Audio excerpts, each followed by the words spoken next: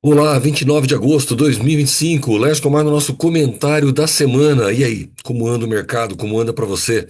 Pois é, falando um pouquinho já, começando ali de venda, faturamento, carteira de pedido, as indústrias continuam mantendo uma boa carteira de pedido, ainda proveniente da questão de reajuste, que as lojas que puderam compraram um pouquinho mais, então isso aumenta, mas a reclamação na ponta cada vez maior, o medo cada vez maior. O ritmo de crescimento do faturamento esse ano em relação ao ano passado começa a diminuir. Tá certo que a base de comparação é muito alta. Final do ano passado, se você não lembra, o prazo de entrega das indústrias estava enorme, demorava bastante porque a venda estava muito alta. Então houve um crescimento ano passado em relação 2024 em relação a 2023 muito grande. E agora 2025 em cima de 2024 continua crescendo, mas óbvio, começa a diminuir o ritmo. Uma das coisas que está impactando demais na questão de crescimento não é só para a indústria de imóveis, não. Em qualquer ramo é a falta de mão de obra. Se você sai na rua, se você vai para um mercado, um supermercado, um restaurante, prestação de serviço, posto de gasolina, qualquer um, até o lava rápido, não tem mais mão de obra. E isso faz com que o serviço, a qualidade do serviço acaba caindo, ou, por vezes, o empresário não consegue um crescimento do faturamento, porque esse é um limitador e é um limitador real. Na indústria de imóveis não é diferente, na loja de imóveis também não é diferente. Encontrar um profissional está com dificuldade. Mas se por um lado o, a falta de mão de obra limita o crescimento do mercado de forma geral, por outro, ele mantém o consumo. Como assim? Se você tem mais gente trabalhando, tem mais grana entrando, sempre. E aí vão algumas notícias da semana sobre isso. O desemprego caindo em 18 estados no segundo trimestre, divulgado, mas já fechamento do segundo trimestre lá em junho. Mais de 100 milhões de pessoas trabalhando e caiu em 18 unidades da federação. A taxa de desocupação foi 5,8, a menor da série histórica em 2012. Isso nunca foi tão pequena a taxa de desocupação. Lembrando que essa desocupação significa pessoas que estão procurando emprego. Ou seja, se por algum motivo a pessoa tem uma renda, ou dentro de casa, a família faz com que ela não precise procurar esse emprego, ou não queira por algum motivo procurar esse emprego agora, ela não é uma desempregada, tá? A taxa de ocupação ela está ligada nisso. São as pessoas que estão procurando o emprego ou não, mas isso pode afetar ou não a forma de avaliação. De qualquer forma, 5,8 é a menor da série histórica. Essa melhora foi puxada principalmente pelo setor privado. Já ocorreu no passado de eu comentar sobre isso e colocarem nos comentários: é porque o governo está contratando. Não, não é o governo, não. É só sair na rua você vai ver que não consegue. Tem placas de contrata-se por tudo quanto é lado. Esse indicador está muito perto de 5% de desemprego. No ponto de vista econômico, é considerado quase pleno emprego, ou seja, quem quiser trabalhar vai encontrar algum tipo de ocupação remunerada. Então, na economia, na teoria, tá, nos livros, o que se fala? 5%, nós estamos com 5,8, praticamente é pleno emprego. Quem está desempregado não é porque não existe uma vaga. Alguns estados aqui têm uma quantidade maior de pessoas sem emprego, outras menores. Caso igual Santa Catarina, Rondônia e Mato Grosso, menos de 3%. Se você tem menos de 3% da população dizendo estou procurando um emprego, você imagina que realmente não há como. E aí, esse fator ele vai trabalhar duas situações. As pessoas estão empregadas, entram dinheiro, e se elas todas estão empregadas e é difícil contratação, é lógico que acaba se pagando um pouquinho melhor. Então melhora a renda também. E tem números que refletem isso no dia a dia. Ó, e como sempre eu falo, nada de política, não é por conta do governo. É além do governo. Você tem governo federal, você tem governo estadual, você tem municipal, você tem um monte de brasileiro bem intencionado trabalhando. Aqui Matéria dando conta de mais de 11 mil vagas no comércio popular de São Paulo. Ou seja, lojistas do Brás e Bom Retiro enfrentam escassez de mão de obra em plena alta de vendas. O comércio popular de São Paulo enfrenta o desafio, 11 mil vagas de emprego e não consegue achar sem previsão de preenchimento. Vendedor, balconista, auxiliar de caixa, ajudante. Aqui tem órgão em parceria com a prefeitura tentando encontrar essas pessoas. A grande preocupação é, estamos em agosto. Daqui para frente há uma tendência a aumento natural, há um crescimento de vendas, de fluxo, as pessoas começam a circular mais, daqui a pouco o inverno acaba, e isso faz com que. Qual é a expectativa para esse fim de ano? Um outubro, um novembro, não há gente no comércio, o turismo em alta também, então a falta de mão de obra está muito grande. E é interessante que, se você lê os comentários, eu deixo no final aqui do vídeo o link de todas essas matérias, inclusive dessa, você entra lá por curiosidade e vejam os comentários. Os comentários falta mão de obra porque o trabalho é semi-escravidão, porque se paga pouco. Tá, então se paga pouco, a pessoa não está buscando emprego. Se pagasse bem, ela buscaria, mas já que não paga bem, ela fica em casa. Não, essas são visões distorcidas. Uma coisa não está exatamente ligada à outra. E comentários como fala, eu deixo currículo em todo lugar e não consigo emprego. Interessante. O Brasil inteiro no pleno emprego ou próximo dele, e ainda existe gente. E teve matéria que eu pesquisei falando de gente que há 6, 7 anos procura um emprego e não consegue. É estranho. Por mais que você tenha o setor de supermercado, o setor de lojas, existe emprego. Eu não sei se não é aquilo que a pessoa quer ou precisa, mas é uma realidade bem, bem estranha. Ó, dá uma olhadinha nos comentários lá. Outra situação aqui, pilar de consumo. Então, se nós temos gente empregada, e nós temos inflação sob controle, nós temos consumo. É gente trabalhando, recebendo, e a inflação sob controle não tira o poder de compra. Não adianta nada se você tem todo mundo trabalhando e a inflação explodiu, igual aconteceu ano passado, os 10% deu uma atrapalhadinha. Mas como é que está isso agora? Bom, aqui são dados oficiais, tá? IBGE. Existe um receio do mercado como um todo de que hajam muitas distorções, porque está ligado a governo, mas vamos lá. O índice de inflação do IBGE de agosto recuou 0,14%, a conta de luz baixando, as chuvas ajudaram nesse sentido. Preço do alimento é safra, a agricultura continua mantendo o Brasil, e a gasolina mais barata. Ou seja, não tem nada ligado aqui a governo, a ação governamental. A inflação está mais ligada ao dia a dia, a outras situações, fazendo com que ela diminua um pouco. Isso faz com que ela fique em 4,95, 5% ao ano, era 5,3, é mais do que o governo pode, ele teria que ficar no máximo em 4,5. Tá, isso aqui é tudo o número dele, isso aqui não importa muito. O que importa é mais ou menos 5% de inflação ao ano, mais ou menos 5% de inflação ao ano, o brasileiro consegue sobreviver com ele, tá? Índice de inflação do IPCS, que é o de serviço, o serviço pesa bastante na economia. E também, segundo o IPCS, 4% ao ano. Bom, 5, 4, será que é real? Se você olhar o dólar de um ano para cá, que na minha opinião é o que mantém o índice de inflação, ele não está com um crescimento. Ou seja, deve estar numa forma geral aí os 4, 5%. A solução está na automação e processo. Se você não consegue gente, você vai ter que automatizar, você vai ter que fazer processos mais inteligentes, você vai ter que fazer mais com menos gente. Mas e coragem para investir? Como é que você pega e faz um financiamento ou bota a mão no bolso e tira dinheiro para melhorar a tua loja, para melhorar a tua indústria? Como assim? Lógico, se você tem maquinário mais eficiente, você precisa de menos gente. Se você tem uma loja com processos mais automatizados, sim, situações de self-service mesmo, a automação de forma geral, dentro de uma loja, numa prestação de serviço, até você, representante. Se você tem programas que fazem com que você facilite o teu dia a dia, o próprio WhatsApp, ele não veio para automatizar isso, quanto automatizou, muitos representantes que preenchem o pedido no próprio celular, não tem que chegar depois do dia e ficar preenchendo. É automação. Isso tudo faz com que as coisas ficam mais rápidas. O problema é que tudo isso custa dinheiro. E como é que você tem coragem para investir?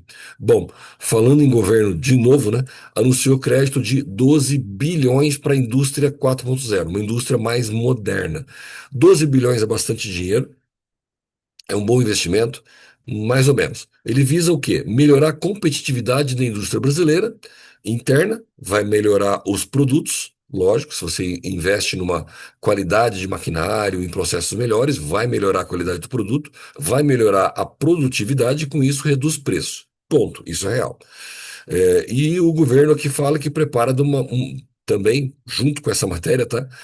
Que o governo prepara a lista das empresas que tiveram prejuízo acima de 5% do faturamento, para iniciar a liberação do crédito em meados de setembro, que vai ser aí na ordem de 40 bilhões de reais. Veja, isso aqui, os 5% de prejuízo, é, por conta do tarifaço, que o governo está colocando nessa matéria da Rádio Agência, que é dele mesmo, e misturou todas as situações. Uma coisa é, vou investir 12 bilhões para modernizar a indústria e deixá-la competitiva. Aí ele se justifica que isso não é por conta do tarifaço do Trump, eh, já era uma, já era planejado, tudo bem. E para socorrer empresas que estão perdendo o faturamento e por isso entraram no prejuízo por conta do tarifaço dos Estados Unidos, ele também vai entrar aqui com recursos. Mas olha o comparativo disso.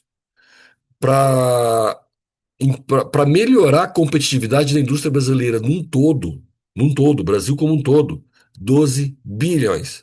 Para ajudar as empresas que estão entrando em dificuldade por perca do faturamento para os Estados Unidos, 40 bilhões.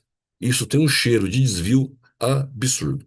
Em comunicado, o Ministério da Indústria e Comércio destacou que o Parque Fabril brasileiro opera com maquinário antigo, idade média de 14 anos, e reduz produtividade. Fato.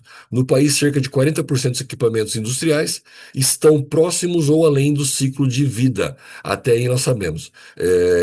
Maquinário antigo, obsoleto, é como um veículo, vai. Você coloca um caminhão na estrada para fazer frete. O caminhão novo, óbvio, ele vai ter um custo muito menor, então ele consegue competir em frete muito mais do que um caminhão antigo que dá bastante manutenção, que já passou do tempo, já teria que estar quietinho, guardado, derretido. Eu recebi uma matéria que fala sobre a visão do consumo nos supermercados, tá? É uma a Associação Brasileira do Supermercado, a Abras, uma coletânea de informações. E eu vou compartilhando alguns pontos aqui que bate muito com aquilo que a gente vem falando já faz bastante tempo, tá? Evolução da taxa de desemprego, estou usando o gráfico deles, bem melhor. Dá uma olhada, abril, maio, junho de 2024 até agora.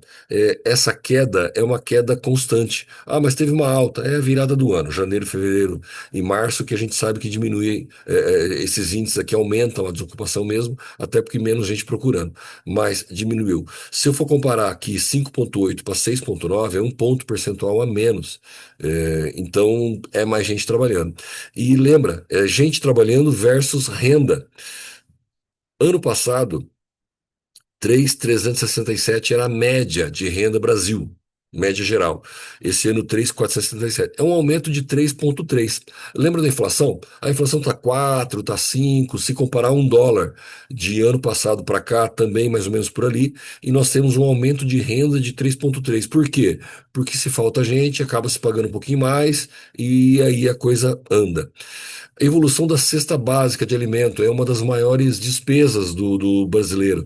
Se for pegar aqui no final do ano passado, segundo semestre do ano passado, de 315 subiu aqui para 345, houve um aumento de 10% no valor da cesta básica, e depois de lá para cá estabilizou até, se for ver, esse comecinho do ano, dando um certo recuo. Aliás, o que isso tem a ver com móveis?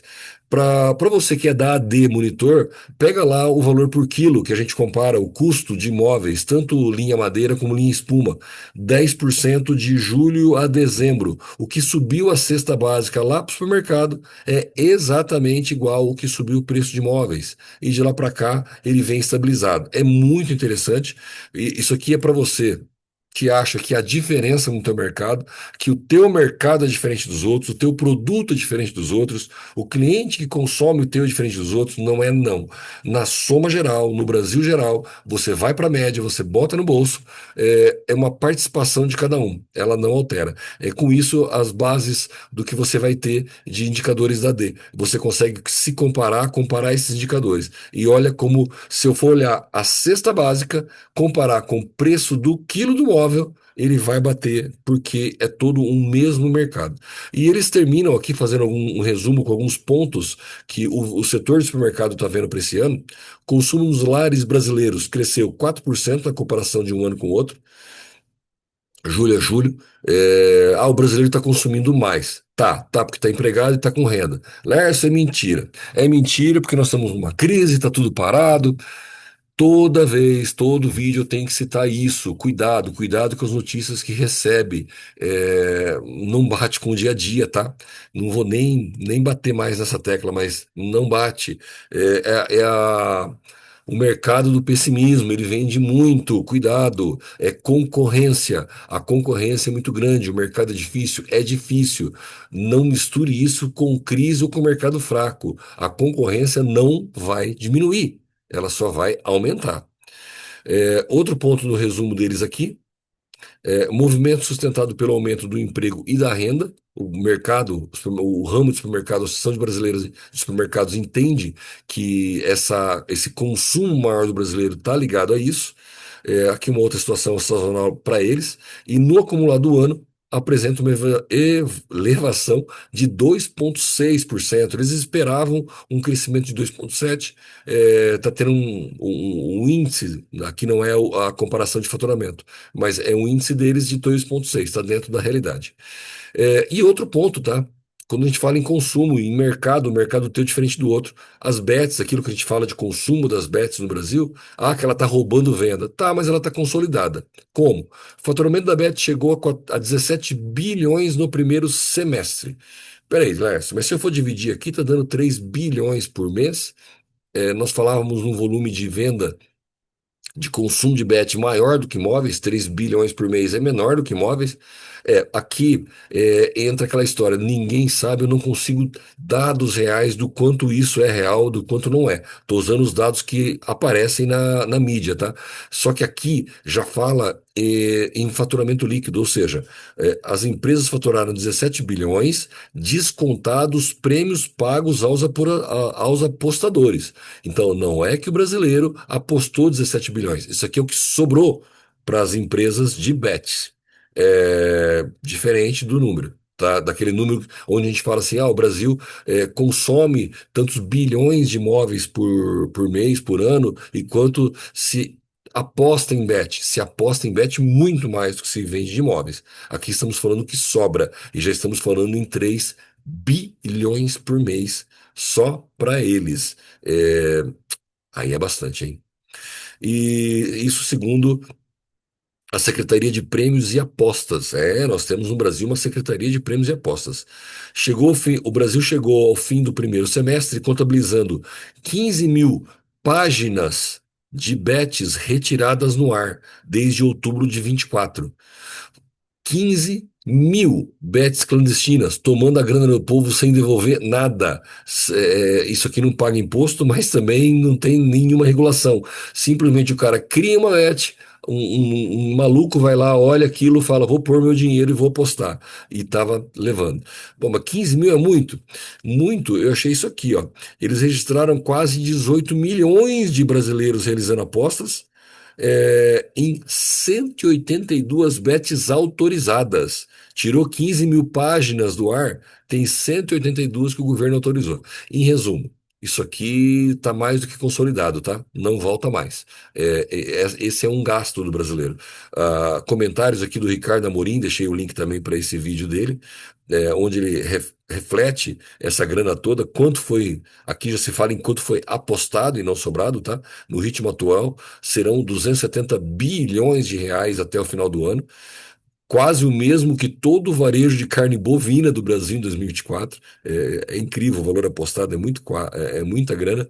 E alguns dados que ele passa: 29% dos apostadores já admitem trocar o churrasco do final de semana para fazer uma apostinha. Olha onde estão os critérios. 18% cortaram carne e almoço fora para continuar jogando. Eu já passei, inclusive, essas informações em vídeos anteriores. E a média entre quem ganha até dois salários, a média é de R$ 87 por mês de gasto. É um gasto considerável. Vamos lá. E nada que é apertado não pode piorar. Os Estados Unidos investigam compra de imóveis e novas tarifas virão em 50 dias. Sim, elas vão vir. Ah, mas o que que o Trump tem com o Brasil? Não é não, tá? Vamos olhar aqui, ó. O presidente Trump anunciou no dia 22 que está instruindo o governo a investigar importações de imóveis para os Estados Unidos. E isso deve levar, nos próximos 5 dias, móveis provenientes de outros países para os Estados Unidos serão tributados a uma alíquota ainda a ser determinada. Isso trará o negócio de imóveis de volta para Carolina do Norte, Carolina do Sul, Michigan e outros estados. O que acontece? Os Estados Unidos não produz muita coisa a mais. Ele foi se acostumando a consumir do resto do mundo. Dinheiro nos Estados Unidos não falta. Então ele só vinha importando, ele importa de tudo. Você não acha produtos nos Estados Unidos que não sejam importados. Alimento basicamente vai estar sendo produzido e consumido dentro dos Estados Unidos, mas o restante ele traz do resto do mundo inteiro. E aqui são leis protecionistas, tá?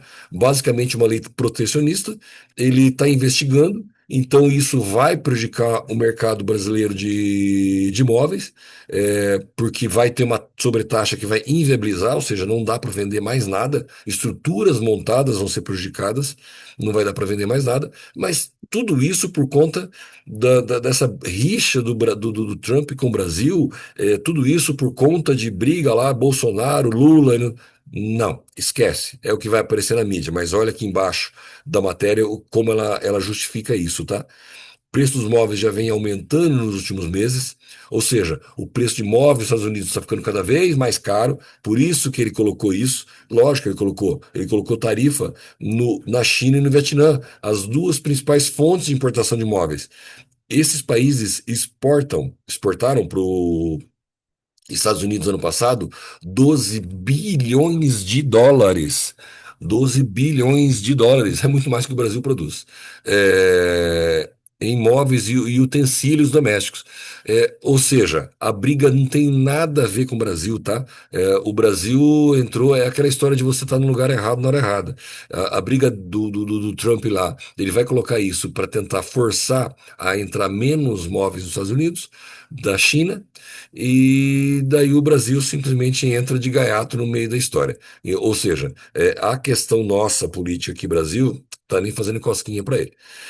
Se você quer conhecer mais da Demolitor, daquilo que nós produzimos, daquilo que nós oferecemos para o nosso grupo, entre lá no site, conheça as indústrias que estão fazendo parte do grupo já, entre em contato com a gente, peça uma apresentação, teremos prazer em apresentar para você como isso tudo funciona, como você pode viver com mais dados. Eu agradeço muito a tua audiência e semana que vem estaremos de volta. Valeu!